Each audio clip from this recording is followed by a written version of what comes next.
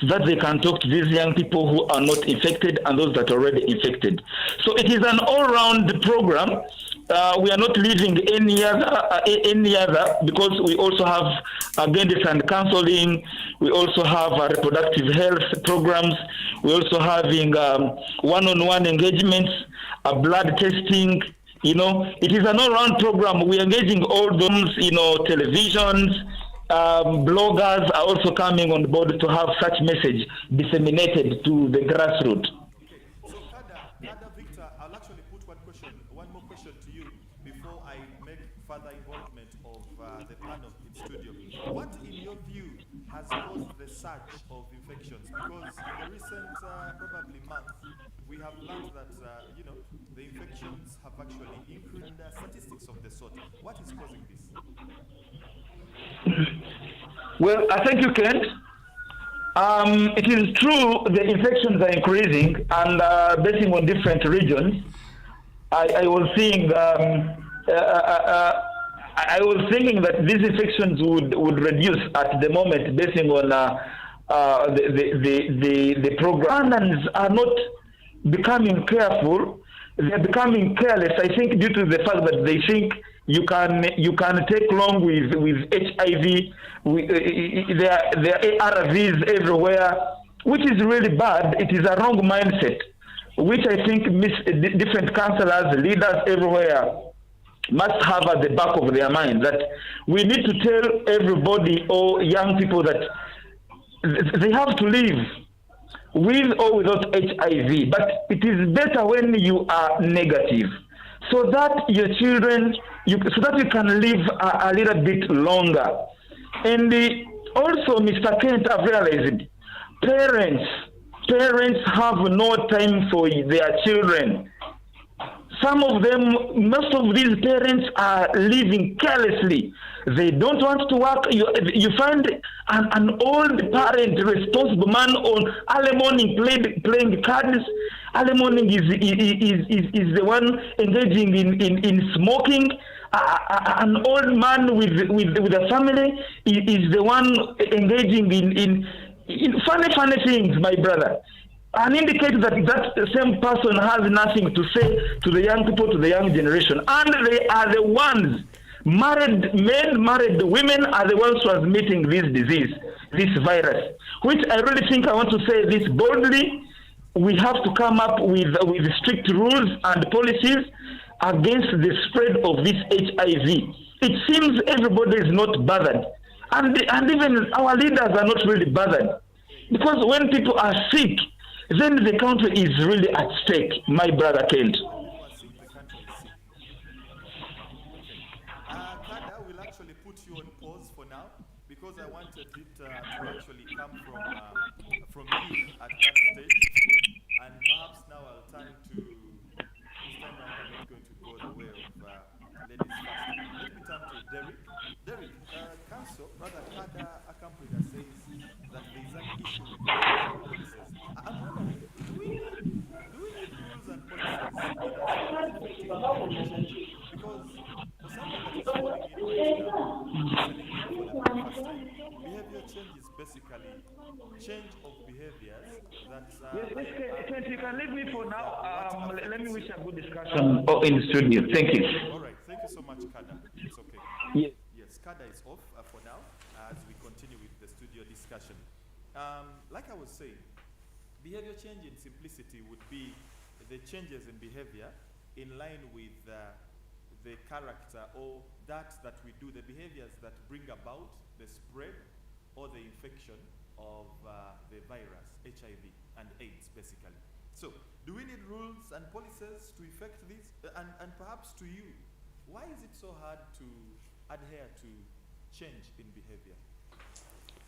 Thank you, Mr. Kent, and our listeners outside there. Behavior change is actually a critical component of Uganda's HIV prevention strategy. When you look at actually everything in life is about behavior. How do people behave, like in the community? If you look at how how things are done, actually, I really appreciate the government of Uganda has done a lot to reduce. Actually, if you consider the statistics between 2010 and 2020, Uganda registered a drastic reduction in HIV stroke AIDS cases.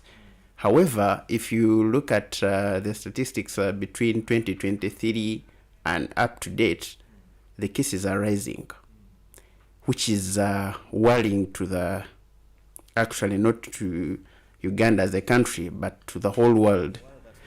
Yeah, because if you look, I actually from the beginning said, for anyone to develop, it must invest in health sector.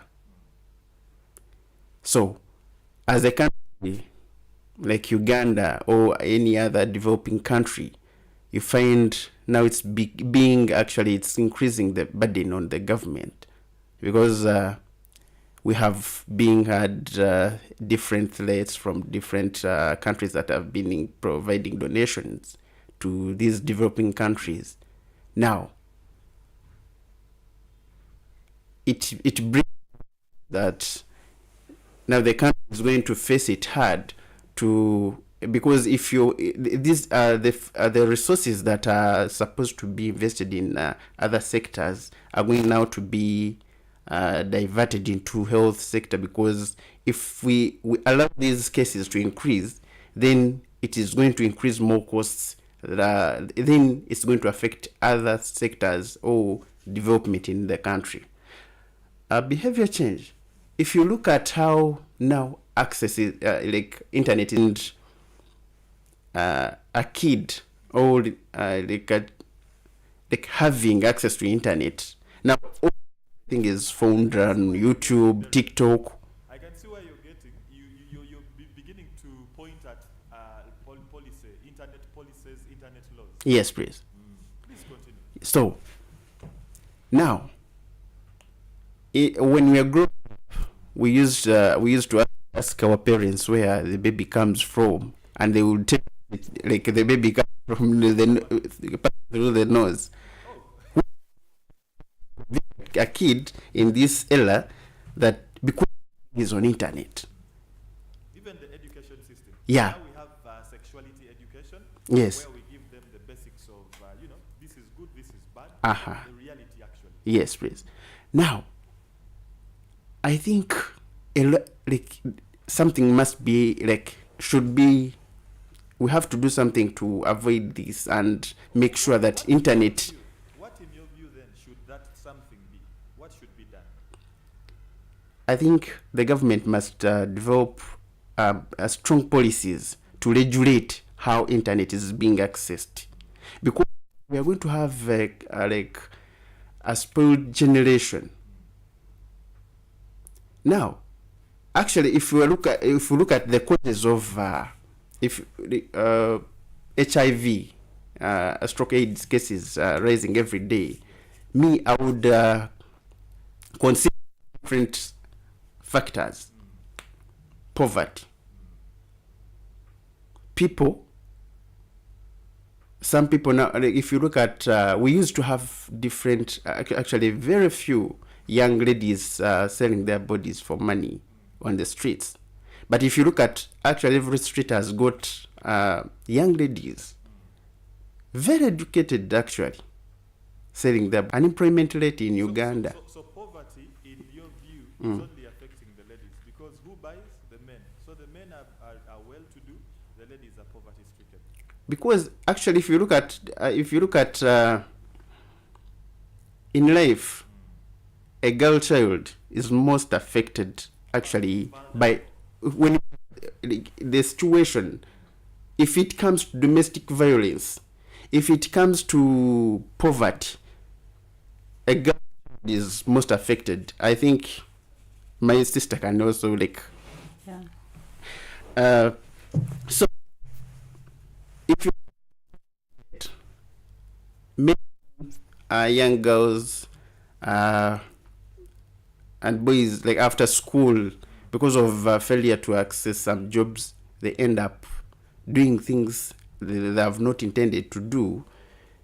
Because if you go to these streets, or if you go to different bars, these are the people who have gone to school, they can speak good English, they have qualifications, but because they don't have jobs, they end up doing such kind of like dirty job. So how I would encourage our young people outside there, it's not all about doing what you've maybe like your professional job. It's all about doing something that can at least help you to earn a living. I remember there is a person, he saw an advert in newspapers. It was a job advert. So he saw an advert, and they are looking for someone to work in a zoo. So when he went for an interview, they told him, you're going to act as a gorilla. So when he entered the cage and found a lion, so he started jumping. The lion pushed him on the ground. The guys actually now John started. He was called John. He started shivering. Now he started shivering. Then Peter, like a lion, he told him, John, this is your friend Peter. So they were in the waters acting like a crocodile. So what we are not doing the jobs, our professional jobs. So I'm encouraging people. If you're an economist, that it doesn't mean that you can't go to a restaurant and become a waitress or a waiter, so long as it's earning a living. Right on the street to sell your body because now you're claiming there's unemployment. So I'm also going to look at if you are to shift the blame, shouldn't shift the blame to parents only, because I remember it was I was in primary 2. There's a team that was around showing the films, different films, showing how people were affected by HIV, and we got scared. Everyone would now like fear HIV, and which is no longer like, I don't know what happened.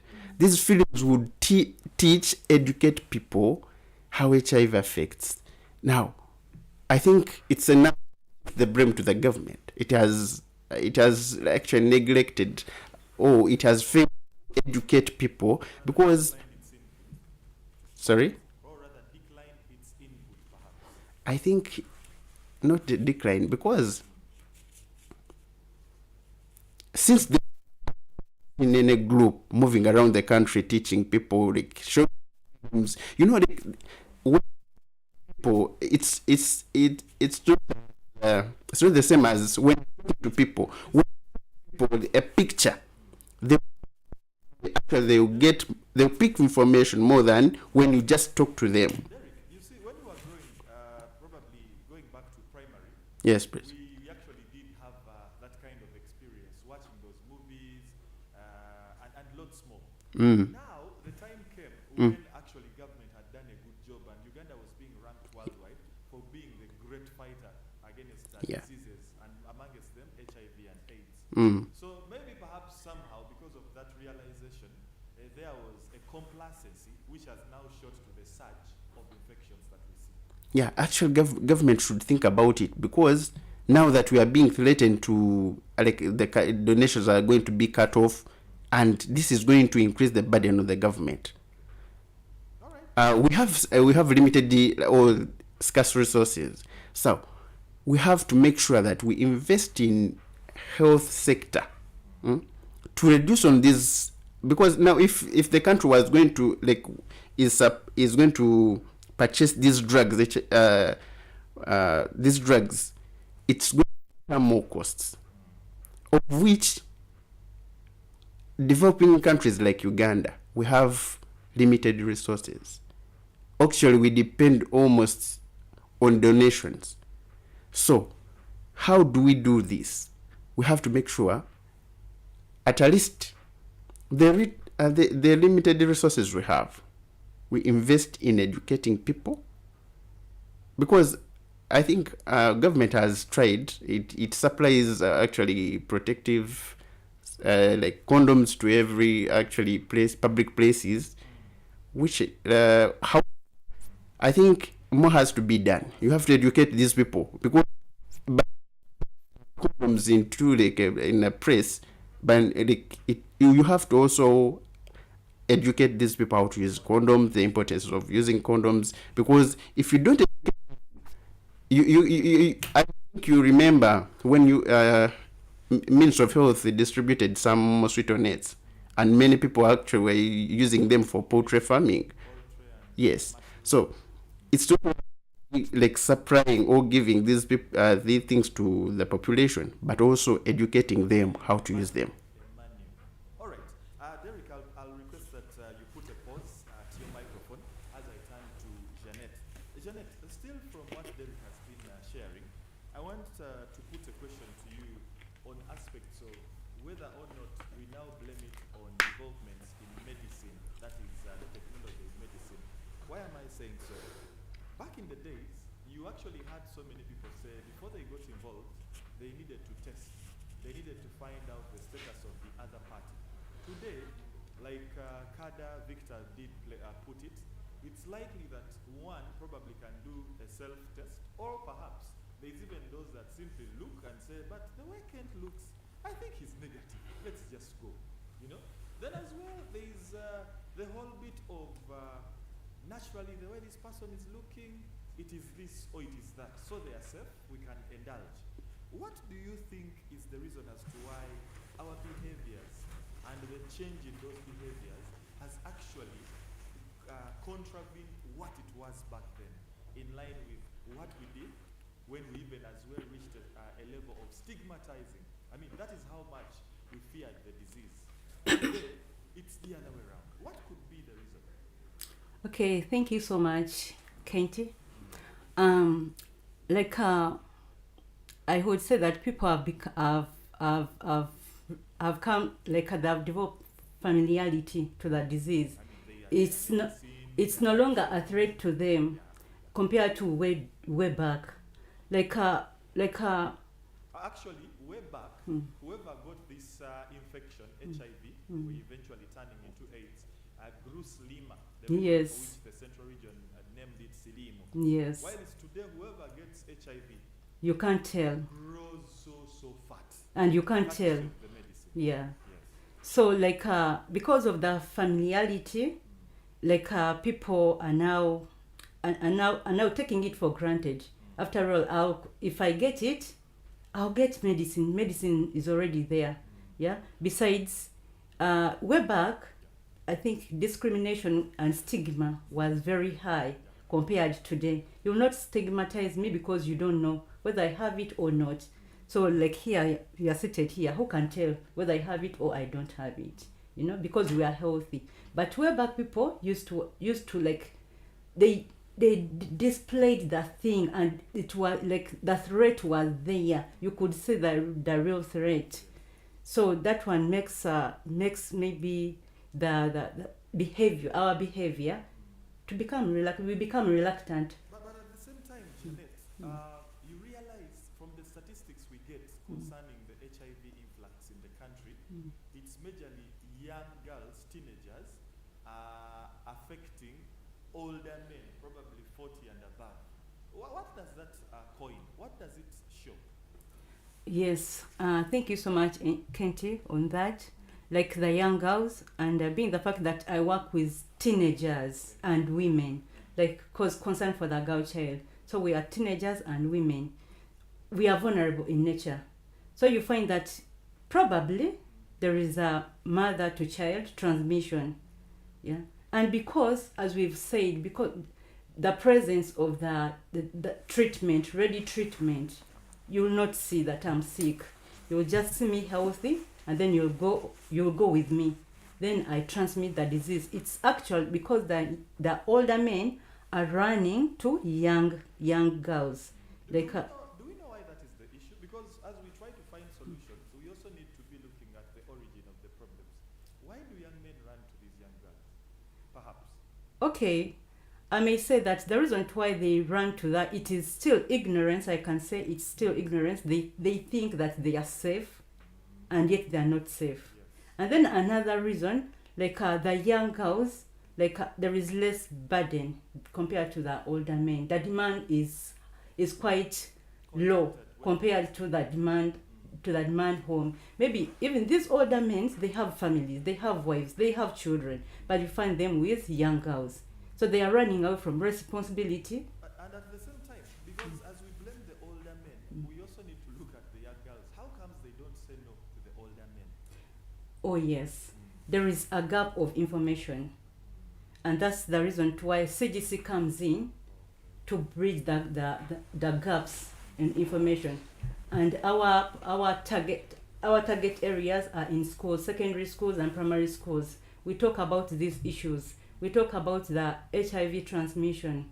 We talk about we give information to these young children, because it is the target, such that by the time they join maybe high learning institutions, they are aware. They're already being empowered. They know what to do. They know how it is done. And then we don't stop on that, because they are coming from families. We engage the parents.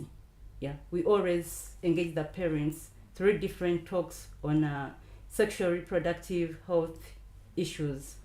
Yeah, and it has helped us a lot. So amongst your campaigns, I want to know which one has actually spearheaded the whole fight and approach to cutting down on infections in line with behavior change. Which one amongst those behavior, options have you fought, or rather put to the forefront to fight infections, increasing the spread and the likes? And the likes.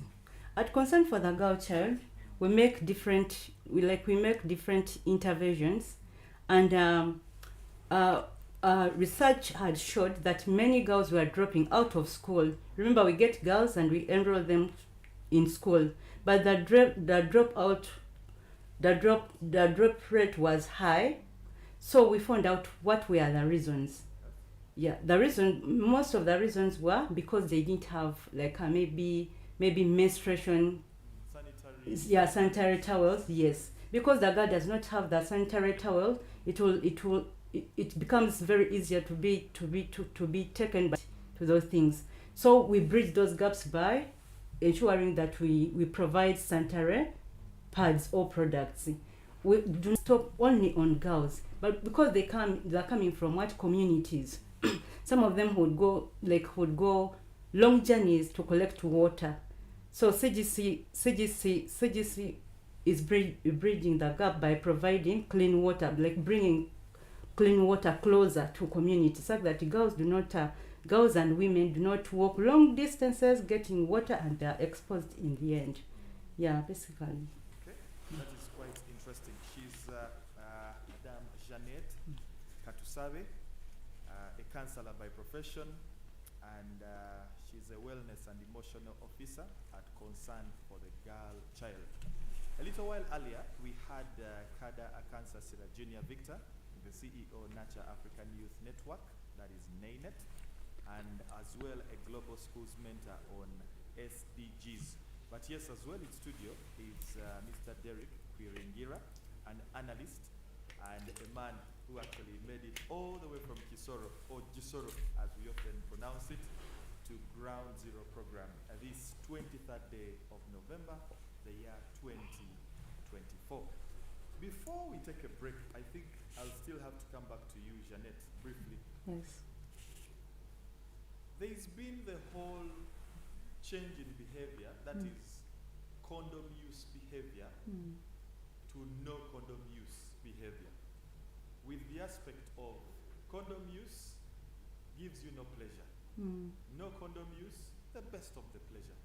What causes this? Because how do I then leave what is supposed to safeguard my life for what actually takes my life? What exactly comes into the mind of that person that opts not to use a condom, yet they would have used a condom. A condom. Okay, yeah, still we go back to behavior. Like behavior which is being influenced by cultural norms. Like if Culture. Okay. yeah, cultural norms. Like you find in some communities all family living, like they discourage. You cannot use a condom. Yeah. And they will create a lot of myth around it. So you find that the young generation has been impacted by a wrong information as opposed to the positive information. And again, still people have chosen pleasure over life. Let me enjoy it today, and then I don't know. It's not my concern. But the two still can be together. Yeah. Life and pleasure, but the rightful way to enjoy pleasure, perhaps. Yes. Like there is that irresponsibility which has developed of late amongst, in particular among the youths. The youths, we are the .com. You know, there is a way they fake information. Yeah. Okay. Yes. Interesting. Briefly, Derek. Yes, I please. want you to make a comment on that because I am sorry I might sound like I'm attacking particular sections of society, but having heard Jeanette speak about culture, I also want to hear from you, but in line with religious entities, because religious entities might not make the best of comments when it comes to using rubber, that is protection, condoms. I don't know, what in your view is that kind of angle they shape in society in line with this behavior change? Because at least one of those we know is, please use a condom, please use a condom. But religious bodies are likely to tell you, no, that one. What do you have to comment about that? To be honest with you, of course, there are some, I can call them fake religions outside there. Because we have had different scenarios where even religions restrict their followers from being participating in immunization and vaccination, having different information that even threaten their followers. But honestly, other religions have done a great work in preventing or educating people how to avoid the spread or reduce the cases of HIV/AIDS. If I talk about why HIV or stroke AIDS cases are so common or are increasing among the young females, or actually between age of 19 to 45, there is competition when it comes to ladies. Yes. Please elaborate.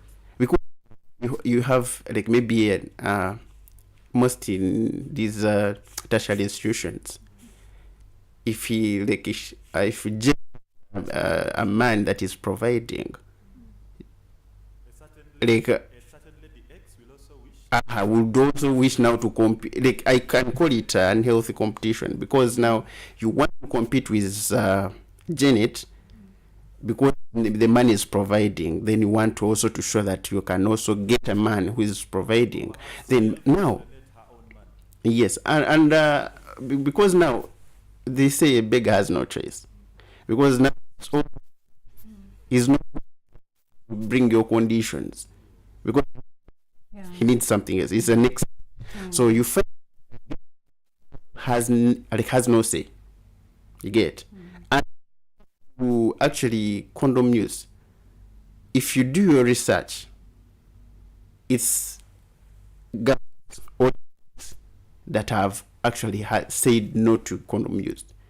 They claim allergic to condom. You get.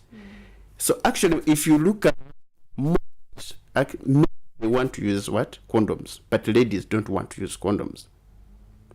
So what? Actually now, because of now these old men coming for young ladies, because they have powers, you know. They have the ability. Yeah, because if they have money, they have the powers to control everything. Because now, if as a young who's looking for money, you're too desperate. Yeah. So if like is not going to use the condom, you're not going to deny because you want money. So now work for it. So we find the cases increasing among the young ladies. Like when you go to men,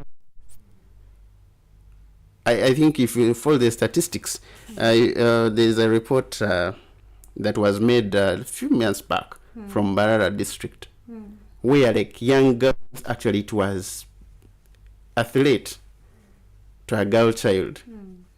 So I think this competition, when actually you've been, like you people have been to different institutions, if you look at how now, now no longer go for like our like people like me at my age, because she knows I'm not going to provide whatever she wants. So she's going to go for an old man who is going to like, so now during a young girl has nothing to say because she wants money. Like, if you interact with these ladies, she will even tell you, all I need is money. So now she has to work for it.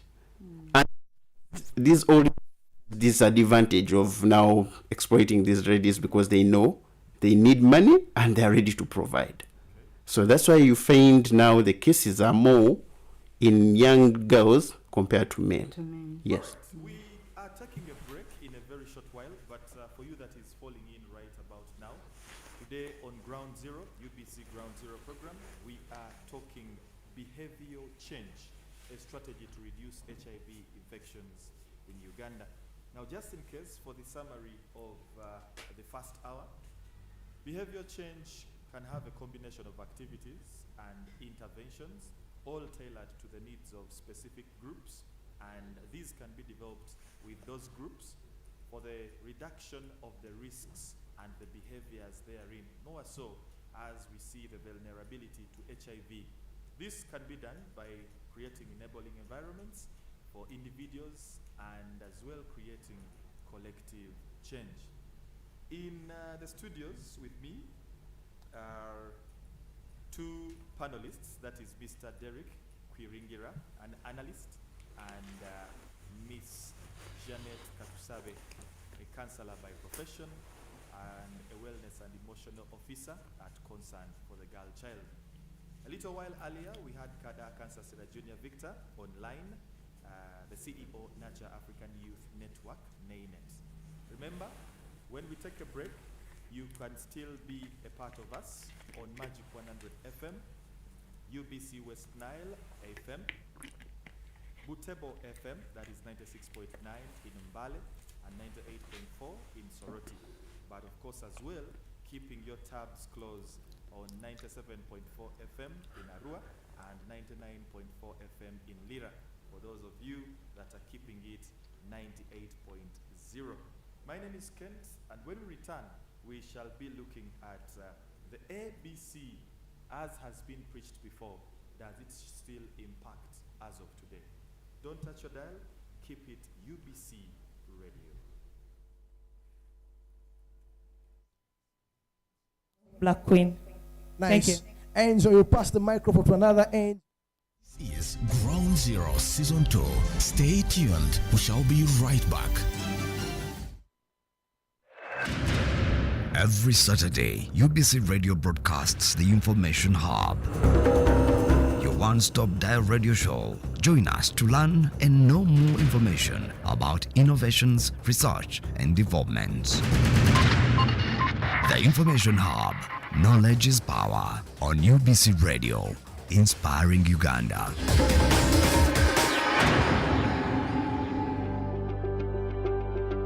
A family is a group of one or more parents and their children living together as a unit. Sometimes this unit extends beyond the nuclear family to include relatives and grandparents.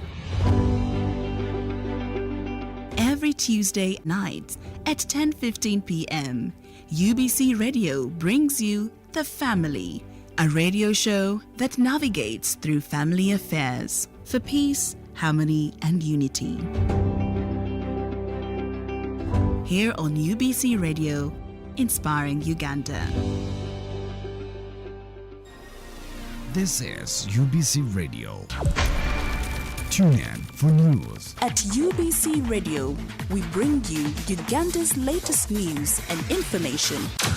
Focus on Parliament. What we need to do, the Prime Minister must give us the position before we finalize with the budgeting process. Enjoy sports. The environment. Politics. The mission we have is socio-economic transformation. Health. Entertainment. Updates in education. On the farm. Keep tuned into UBC Radio, inspiring Uganda. This is Independent Sound. UBC has 11 sister radio stations spread throughout the country to educate, inform, and entertain. Tune in to UBC Radio FM 98, your national radio station, Magic 100, where sports and music is our life. 87.5 Star FM in Uganda, 97.4 UBC West covering Western Uganda, 102 Mega FM in Gulu, 97 FM Butebo Radio in Eastern Uganda, 107.0 Bududi FM, 100.5 Nge FM in Kasese, 98.0 West Nile FM in Arua, Total Ray Radio FM 90 in Karamoja, and 93.0 Voice of Mundbujo. Now you're covered in your local language. UBC Radios, inspiring Uganda. Season opening for the fans at the DW German Bundesliga football commentary is back. To get it On UBC Radio, this time bigger and better. Get ready for the 612 matches in the entire season. 18 teams in action, each playing 34 matches, of which 17 games are played at home and 17 away. It's survival for the fittest through tactical and technical football. Made by Teller. Is he going to get there? He does! Tune in to UBC Radio every Saturday afternoon for the DW Bundesliga football commentary right here.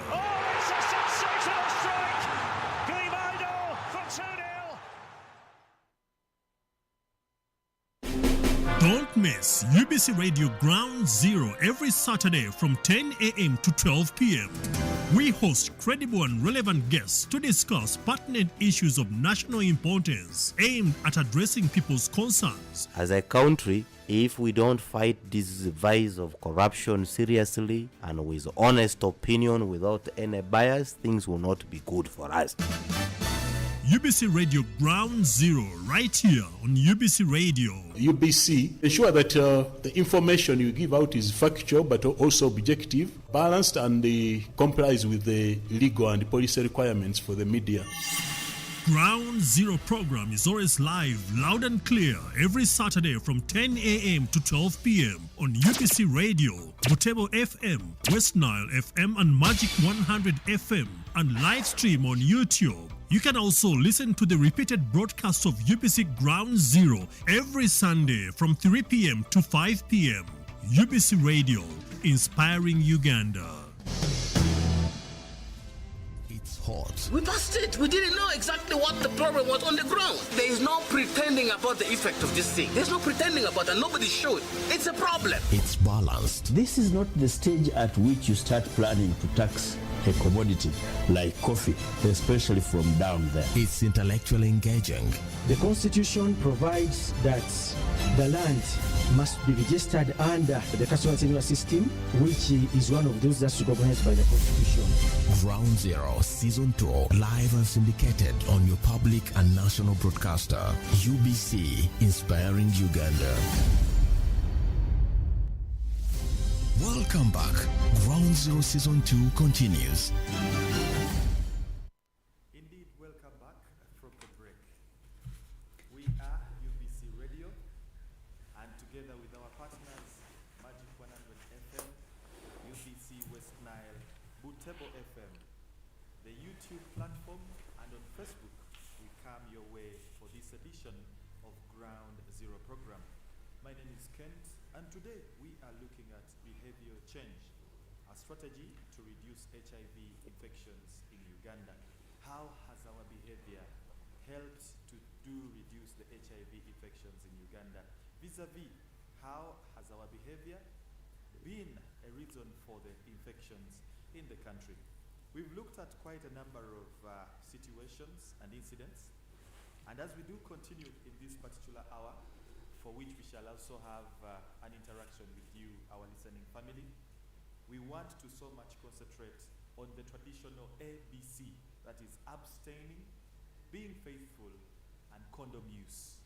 How comes it was so much adhered to back then, unlike now?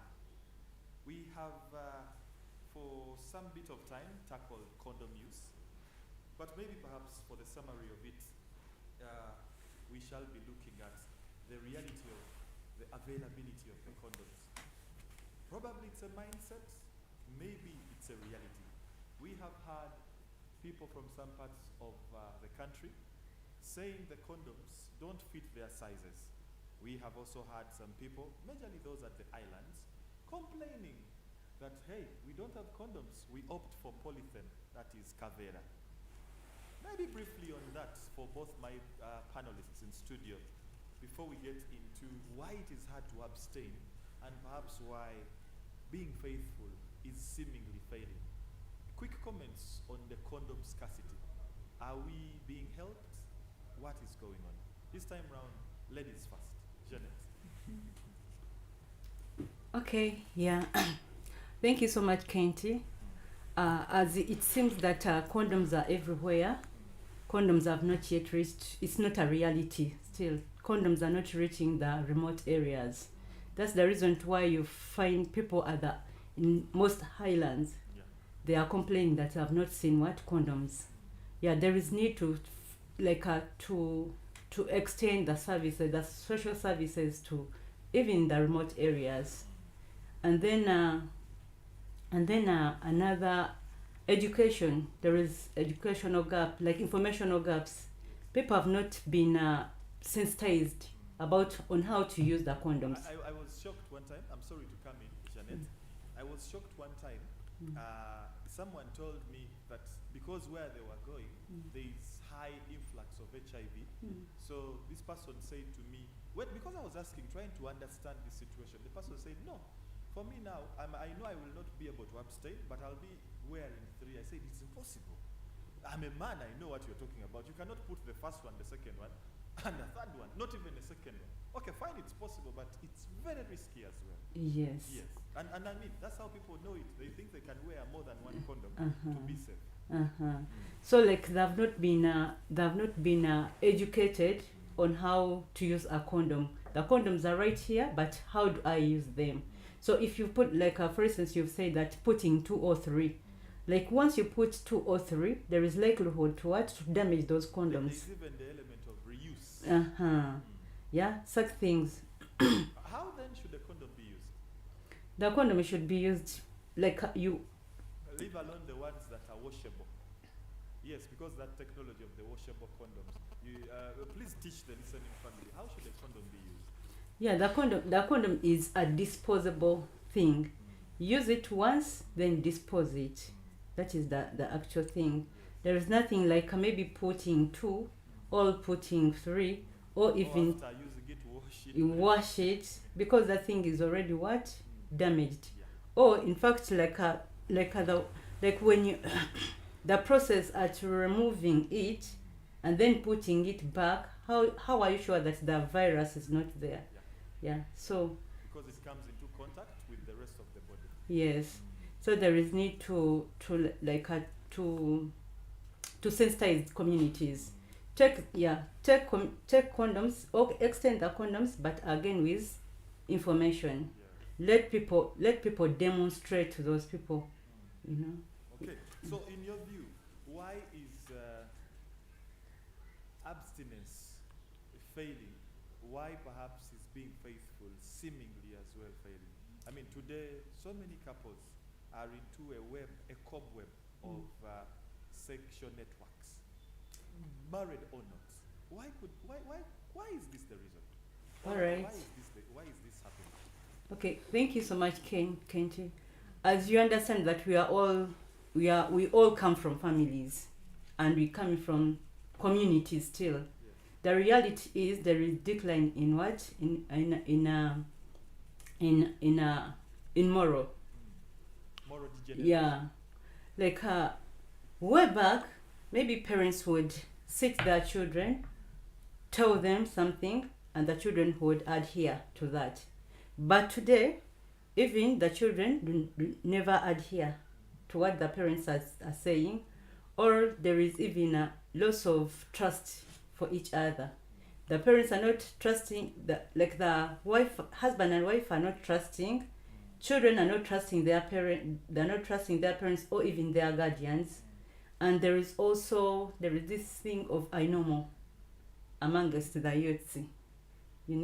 It is a reality that as with growth, it is a reality. Like children tend to be like, now mom, you don't know. I know, or you don't understand me. Relationship, there is a gap of broken relationships between parents and the children. So children are doing their own things. Maybe they're not even open to their parents. The majority have blamed us, we in media, that the content we share, perhaps on radio, on TV, is actually a reason for which they are catalyzed into acts of pleasure seeking. Could it be, do you buy that narrative? 50-50, I may buy it, but still I go back to the parents. There is a gap in parenting.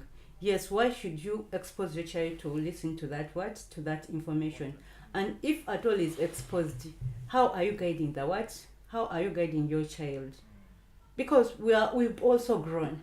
We have grown, we've been products of families and children, but here we are. And these things have not just begun. These things have been there, trust me. Yeah, they have been there. But like there is that parenting gap.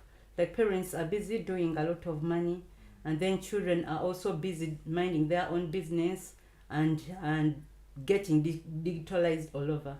So there is exposure. Like there is a lot of permissiveness coming up, unlike in the way back.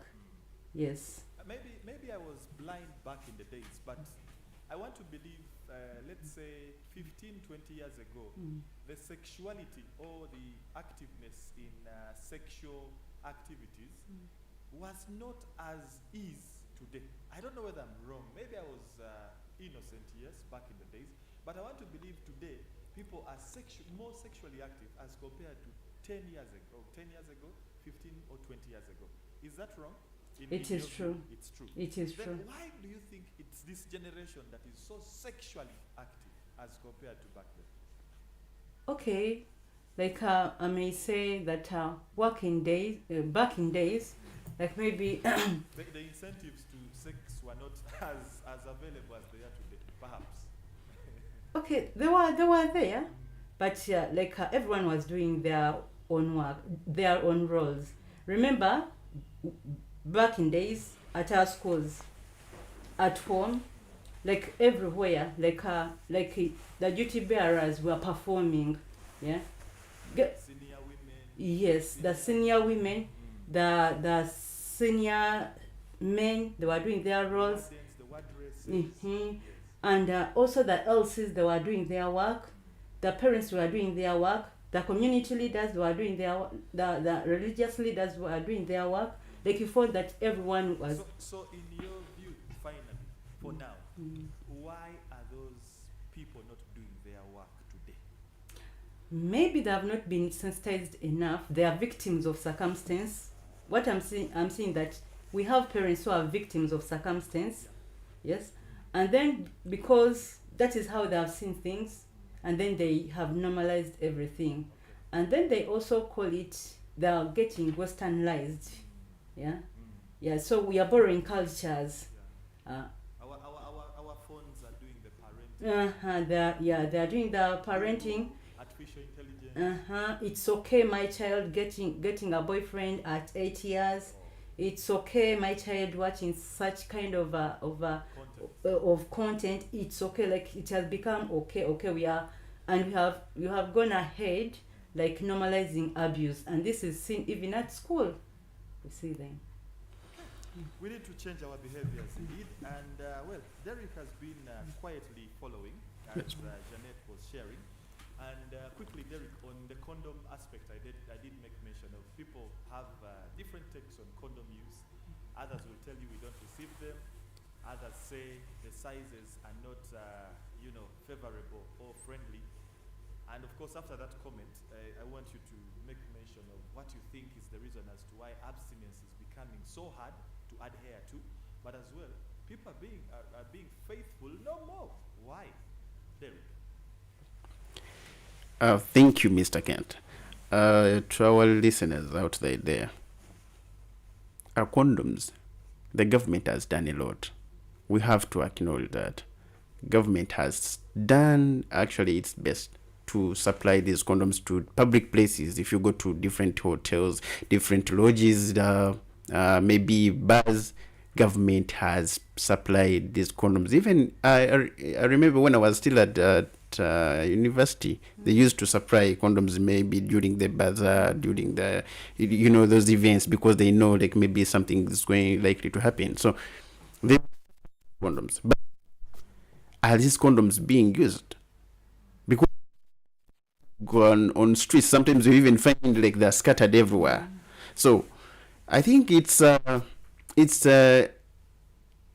call to the government to sensitize, educate these people how to use these condoms, because it's of the. But now generation, or we have a population that believes some young ladies think they're allergic to condoms. They have that in their mind.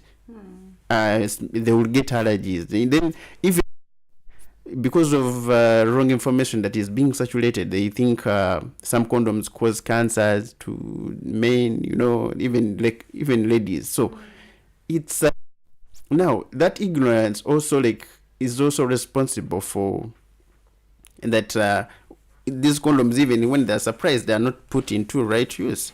So to me, I think even the population has also to think about it. It's not the government, because if the government has supplied the condoms, it's helping you out. But now, because you think maybe it's free things, the way people take them for granted, but they don't, because even the government, by supplying these condoms, is trying to avoid the cases. It is also reducing the burden, because by taking people who are infected with HIV, these resources that are being allocated to the health sector would be even invested in other sectors like tourism or other sectors that lead to the development of any country. So when I talk about being people are no longer faithful to their partners, I will look at it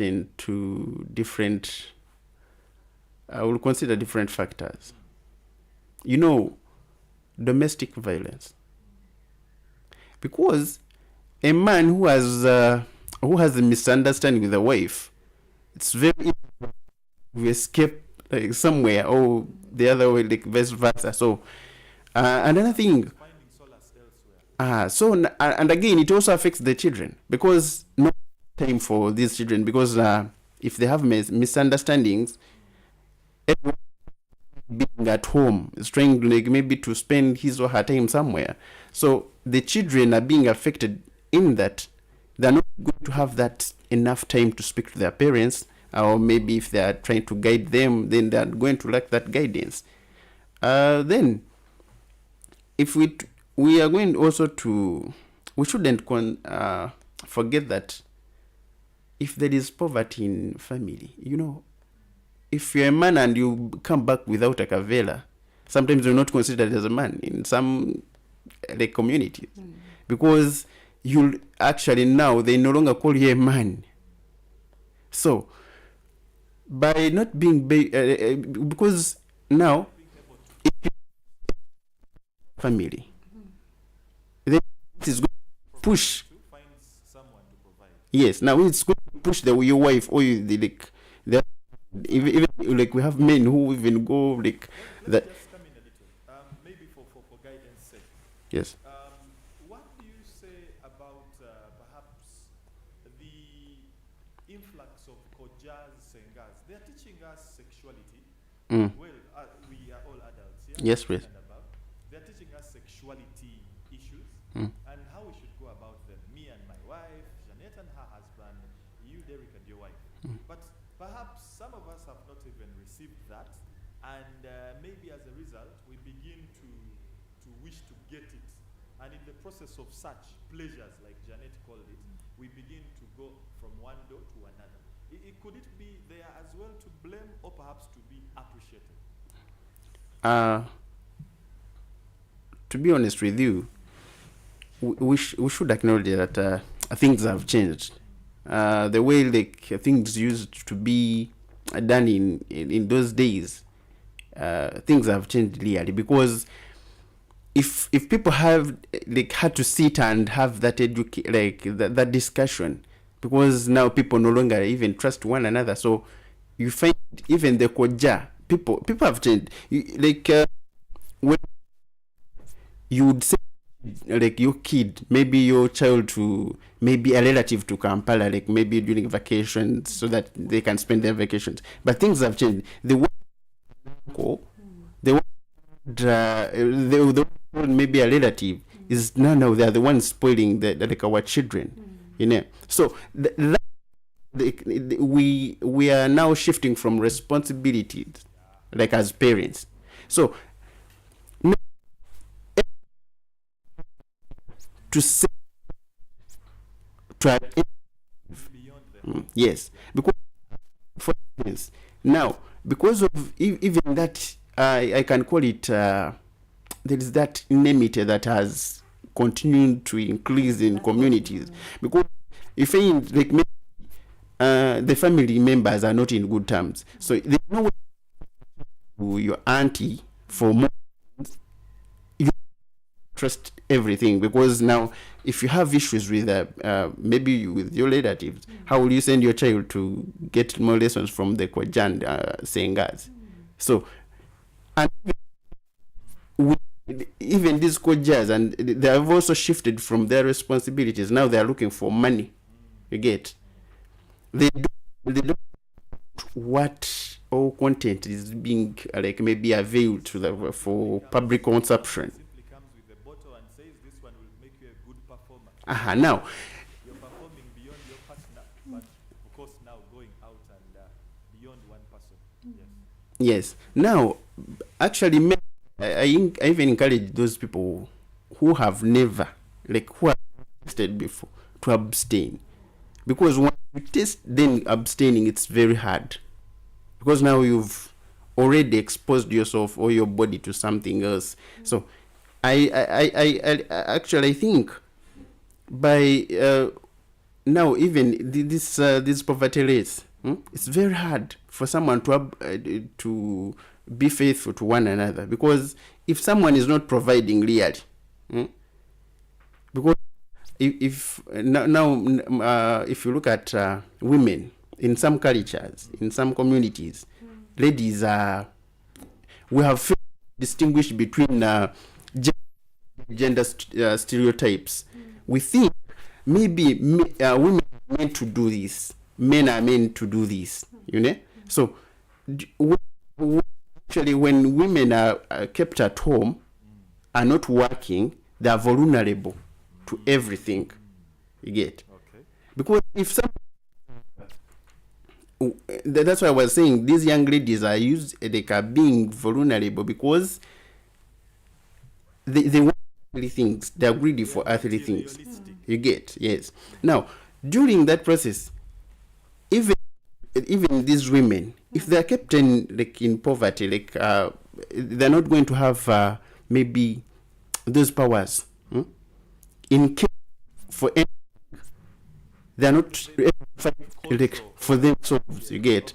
Yes. Now, I think if we are to about 11 o'clock, and for you who is amongst our listening family, remember we have a family of 4, that is UBC Radio, UBC Butebo FM, UBC West Nile FM, and UBC Magic 100 FM. It's just about that time that we get to have your contribution on the show. The instructions are quite simple. When you call in and your number or your call is received, tell us your name, the location that you are, and go ahead to submit accordingly. The studio line is 0776 511426. Ground Zero, good morning. Hello? Good morning to you, Ground Zero program. Yes, Henry Aguma. Oh, Henry, you're welcome. Okay, thank you very much for the show. But I want to ask the experts, why is it that COVID-19 took only 2 years and it was more dangerous than it was? It ended in 2 years and it's... Ask that question again, Henry. Henry Baguma. Well, I think he talks about COVID-19 and how it actually affected us, probably the kind of role COVID-19 did impact in the aspect of HIV and AIDS infections. Anyway, probably he will return for clarity on that one. Feel free to come through on 0776 511426. The studio line is open. I can see other queries are coming through my private line. I don't know how someone is getting to me, but Yes, talk to us. I was saying. UBC Radio. Hello? Yes, Henry, go ahead, please. Yes, I was saying how come COVID-19 took very short time to fight and end, and yet it was more dangerous than HIV, because I want experts to explain to us the delay for COVID-19. I mean, the fastest COVID-19 ended and the delay to end the HIV. Thank you. What a question. Thank you, Henry. That is, of course, Henry Baguma, a senior reporter and correspondent at UBC Radio. He's closely following and wishes to know how comes it took COVID-19 so short a time to be conquered as compared to HIV, yet COVID-19 seemingly took lives at the quickest it could as compared to HIV in the long run. The phone line is open, but probably we could be responding to Henry Baguma as we take the next call in due time. Janet. Oh, okay. Let's take the next call. UBC Radio. Ground Zero.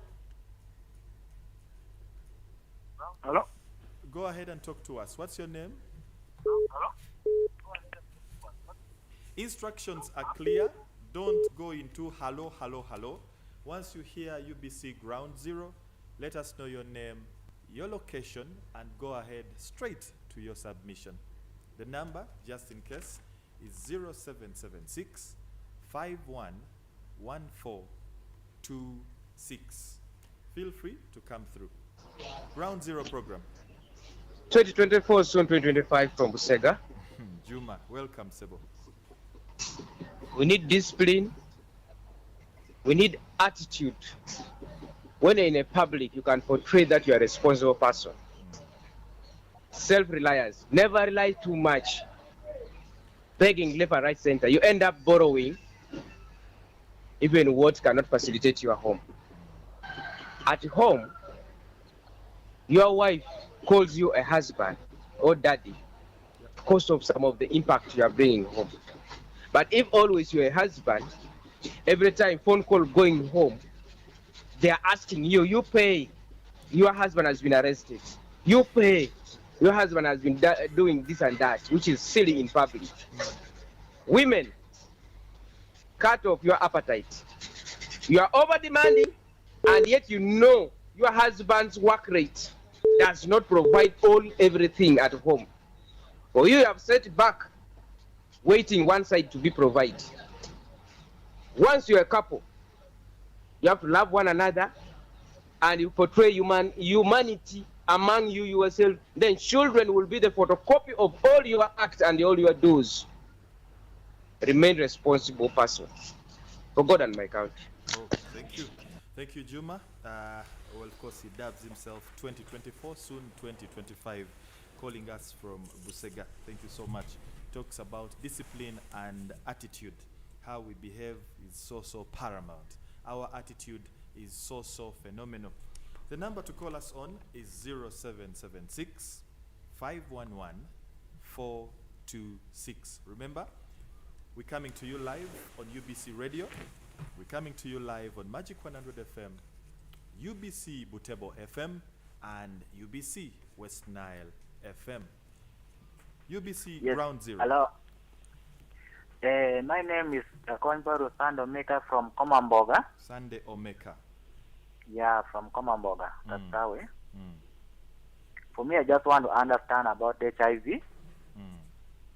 Like, if you are going to get that HIV, will you get it if you are playing sex with a girl? Will you get it when you have some damage, or whenever you don't have a damage, you will get it when you are doing it without a condom? Okay. All right. We get you. That is a question of how one gets infected or one gets to catch the virus.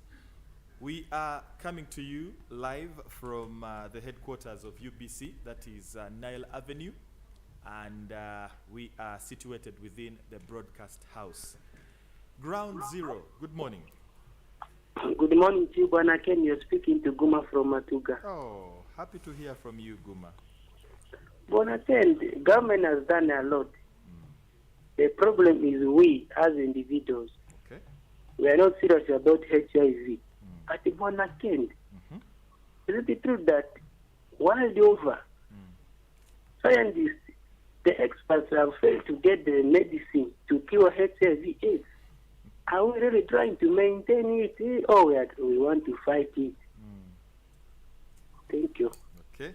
Basically, is it true HIV is incurable? Although he gives a heads up to government, rather a kudos to government, and also highlights with a remark, we as a populace are not serious about HIV. Ground Zero program, good morning. Yes, ma'am. Yes? I'm from there. You're not audible. You're not audible. Well, thank you. My producer has actually done the needful. An inaudible call would be a dead end for us in all. 0776 511426. That is the studio line. Just in case, don't call the studio line for UBC West Nile FM. Don't call the studio line for UBC Butebo FM.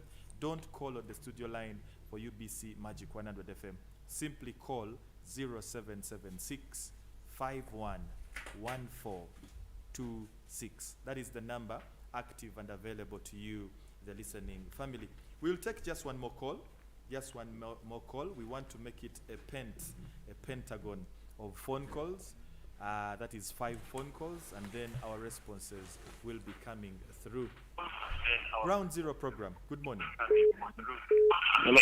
Ground Zero program. Yes. How are you? Go ahead and let us know your name.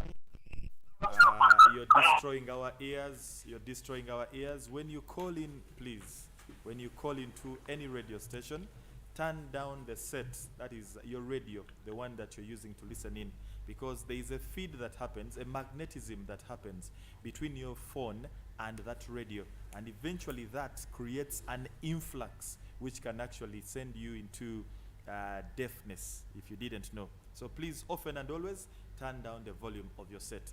One last call, 077. Okay, the phone call has come through. Ground Zero program. Hello.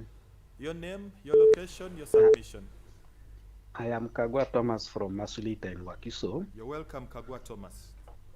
Yes, what I feel is that our leaders have not shown the public the right way to go.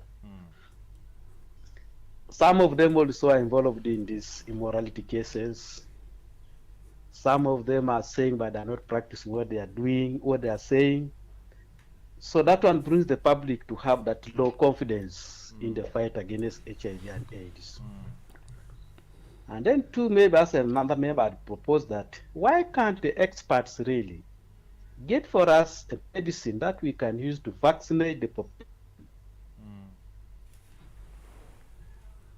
As if okay. Yeah, that's sexuality. Okay.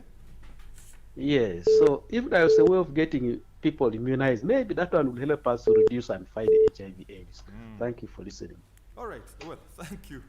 You've actually thanked us for listening. Well, listening to you, definitely. I think we can keep it at that. The phone calls can now go to bed, and perhaps take this moment, about 20 minutes left to the end of the show, for the responses. But my producer says it's okay to take the next one. Let's just take one last call. Ground Zero program. Good morning. Hello.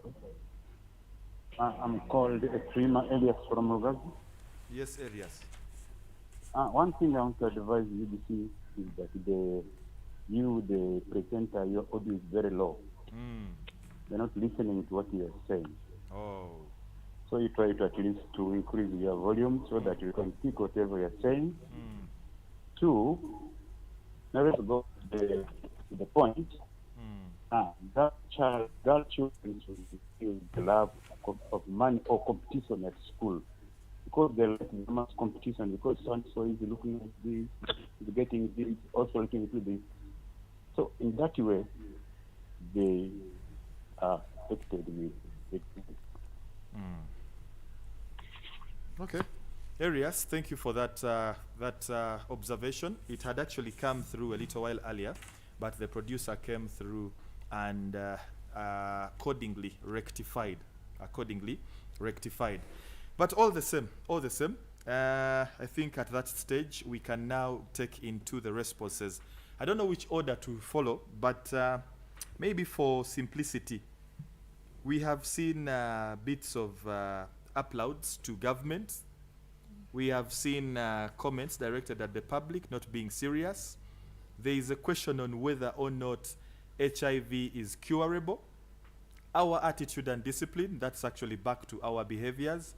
And then Henry Baguma asked why COVID-19 was easily battled as compared to HIV, yet COVID-19 seemingly killed more in a short run as compared to how HIV has been killing the many it has killed for ages and ages, that is decades as we count. Infection of HIV, does it have to be an opening on my body, Sunday in Komamboga? And then as well, the aspect of medicine to vaccinate Kagwa Thomas. In simple terms, that's how the messages have been coming, that the responses. Maybe perhaps as my panelists get ready to respond, I want to let Kagwa Thomas know that Uganda has already kicked off with the intravenous ARV option. So people that have HIV are no longer having the whole burden of simply medicine in the morning, the afternoon, the evening, before they sleep, or the likes. It's now an intravenous, it's an injection. And if that has come into place, then chances are even a vaccination, a medicine, or rather a vaccine will be coming into place. I don't wish to dictate. Feel free to have to choose amongst you who starts with the responses. Thank you, Mr. Kent. I think let me respond to a few, then my colleague also do. Okay. So, my friend asked about COVID-19. Henry Baguma. Yes, please. If you look at why the cases increased in that short period, it's because, they say idleness is devil's workshop. People were at home during the lockdown. So people were even having drinks in bars in closed doors. And when in such places, actually, in some places, people had their drinks from lodges, rooms. So, when you're in closed doors, temptations are so high. And again, when you look at the defilement cases, many young girls were raped during that COVID lockdown. So, then again, about why COVID-19, its vaccine was got that easily compared to HIV. This virus, it mutates. The mutation rates are too high. Yes. So, because of that mutation rates, it's very hard to just make a final conclusion. And even the body systems respond differently. So it needs much attention. You saw Uganda was trying to get a vaccine, but now I think it's they're in their final stages. It needs much attention because our bodies respond differently. Okay. So you can't just come up and make a conclusion, otherwise you may end up even failing to achieve your goals. Then I'll talk about actually my friend talked about competition. I had said it among young girls in institutions, even in different schools. That is an aspect of our behavior, discipline, yes. attitude. Yes. Then about the attitude or discipline. Someone from Busega said men, like actually our wives or couples, basically. Yes. We have to, like, maybe we expect a lot, we demand a lot. You marry your husband knowing maybe his income status, but because now you're seeing what is taking place, maybe you copying from the neighbors or like the population around you, you also feel you want to have the same life. So attitude, it's all about now like, how do you handle a situation? Maybe if you have a husband and is no longer working, how do you handle that situation? Are you going to look for other men because now maybe the husband is no longer caring?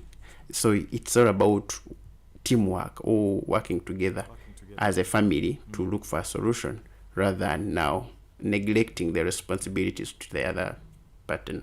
Okay. Thank you. All right, Janet, pick out some of those. Then I'll be reminding us on those we've not responded to. All right.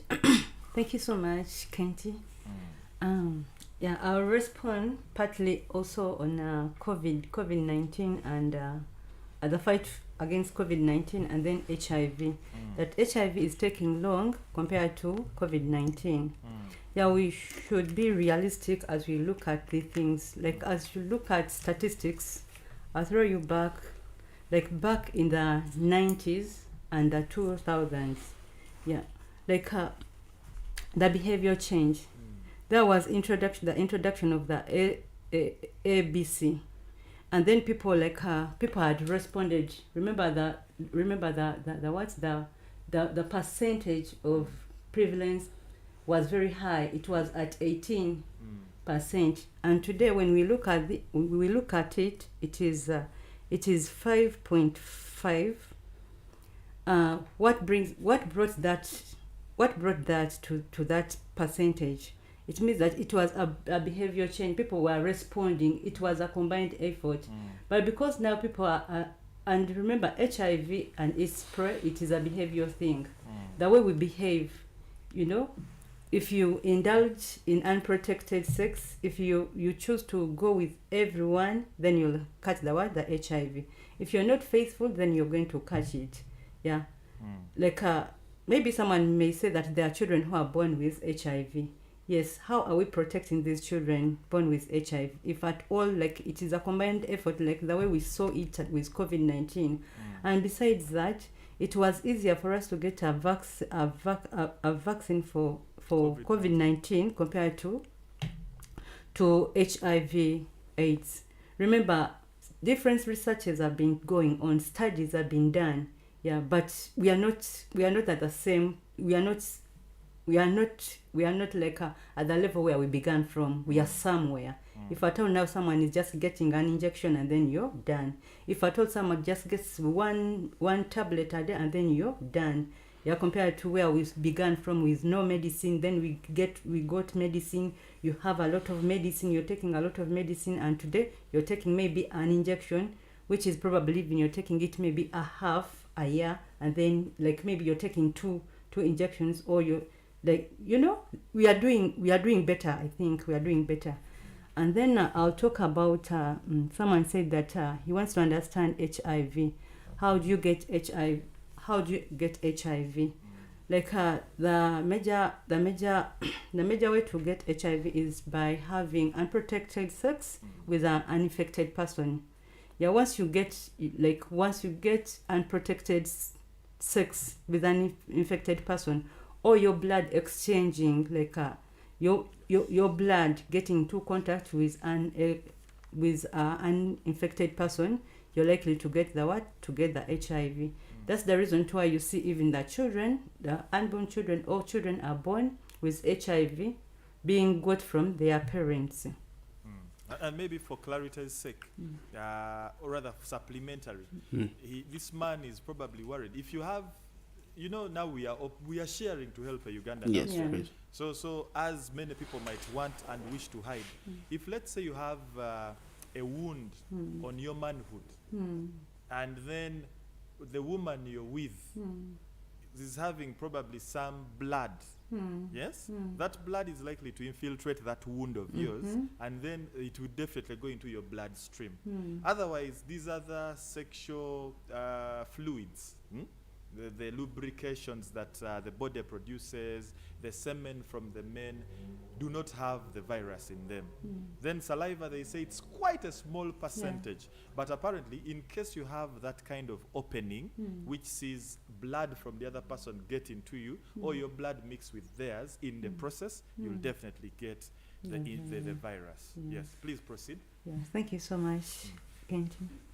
Yes, then Okay, we can pick it up at this. These ones now are going to be quick questions because we have less than 10 minutes left for us to execute to the end. Is HIV curable or it's incurable? Guma in Matuga. These are quick yes or no answers. No, it is not. It's not curable, it's not incurable. It is incurable. Okay. Okay. Of course, there's lots of research on this one. Medicine to cure, or rather a vaccine for is there a possibility we can get a vaccine anyway for HIV? Actually, there are some hopes because when someone's been following news, Ministry of Health and actually the government of Uganda is working hard to make sure that by 2030, HIV is actually there is a reduction. Actually, we're going to have that vaccine. I think they're working hard to make it available. Yeah. Okay. Just to supplement on that, yes, like there is a stride which is being taken by the Uganda AIDS Commission, like the 1990 actually it's 90. Yeah, percent. Like if at all it is put in practice, where like people get to know their HIV status, and then also those people who are diagnosed keep on treatment, and also those ones who are on treatment get the virus suppressed. I think we shall be doing better. Yeah. Okay.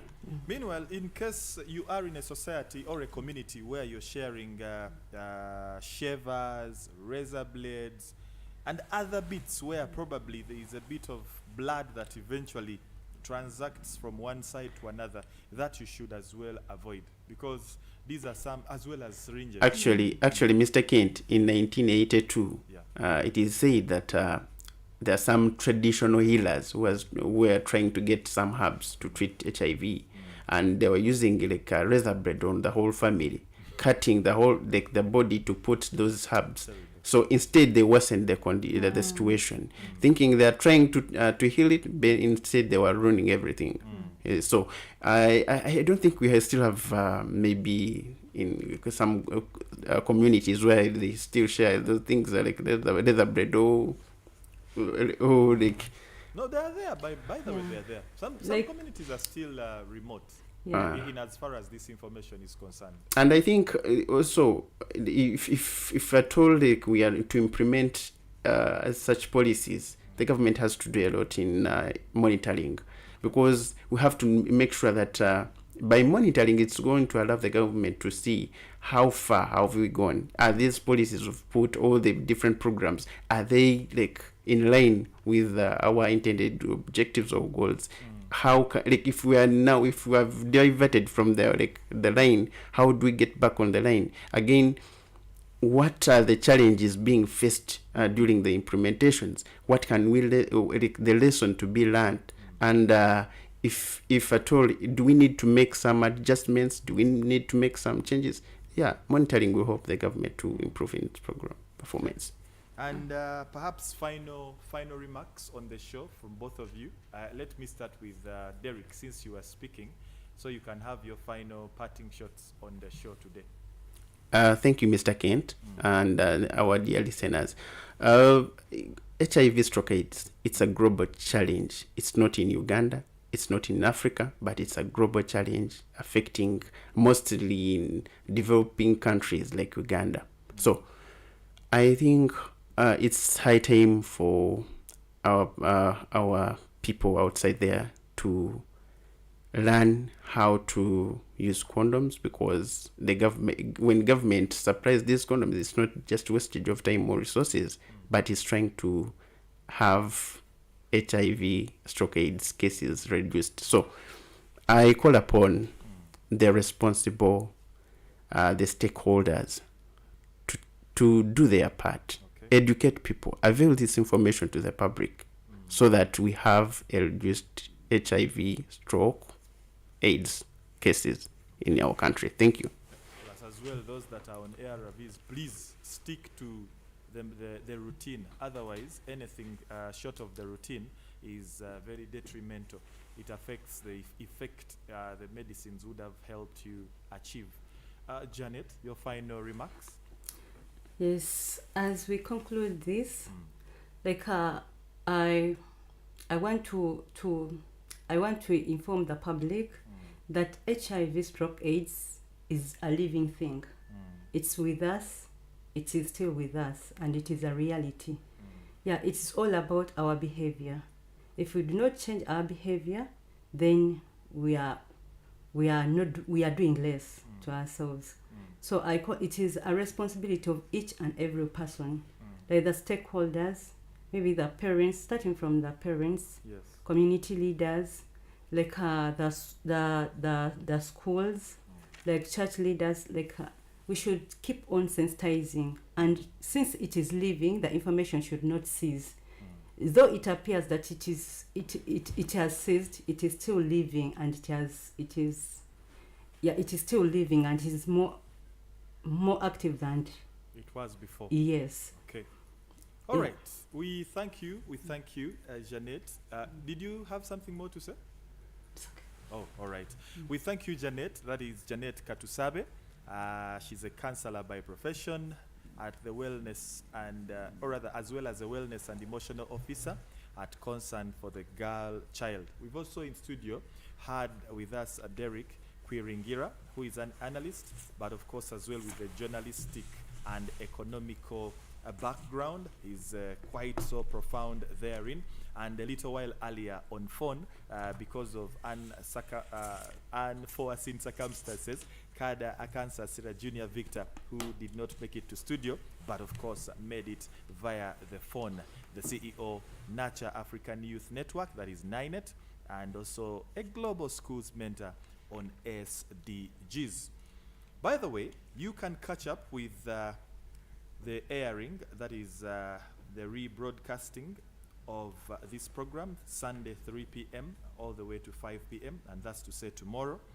But as we do leave, we let you know normal programming will take center stage on UBC West Nile FM, Butebo FM, Magic 100 FM, where there is going to be Tony Kakande with sports updates, and as well here at 98.0 FM UBC Radio, where next is the On the Journey by Ngobi George program, or the On the Journey program by Mr. Ngobi George. We thank you for being a part, and as we continue changing our behaviors for the sake of reducing HIV infections in Uganda, let's do the right kind of behavior change, and let's stick to that is good for the sake of the reduction.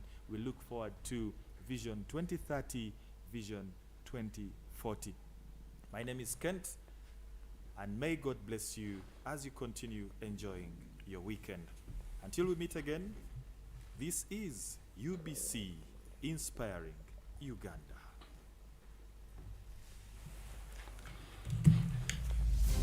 That was Ground Zero Season 2, a production of Uganda Broadcasting Corporation, UBC, Inspiring Uganda.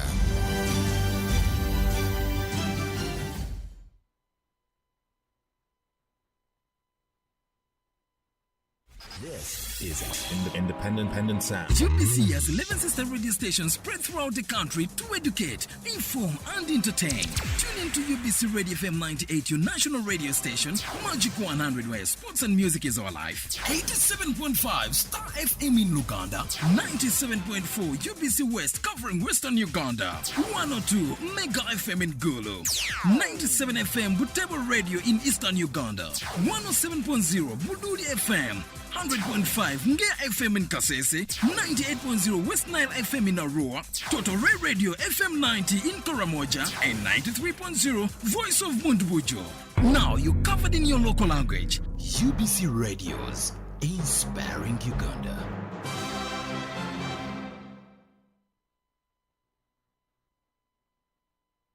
This is Independent Sound. UBC has 11 sister radio stations spread throughout the country to educate, inform, and entertain.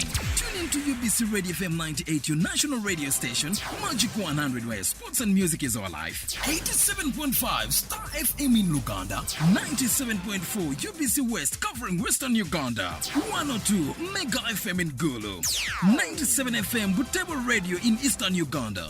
107.0 Buduri FM. 100.5 Ngea FM in Kasese, 98.0 West Nile FM in Arua, Total Ray Radio FM 90 in Karamoja, and 93.0 Voice of Mundbujo. Now you're covered in your local language. UBC Radios, inspiring Uganda.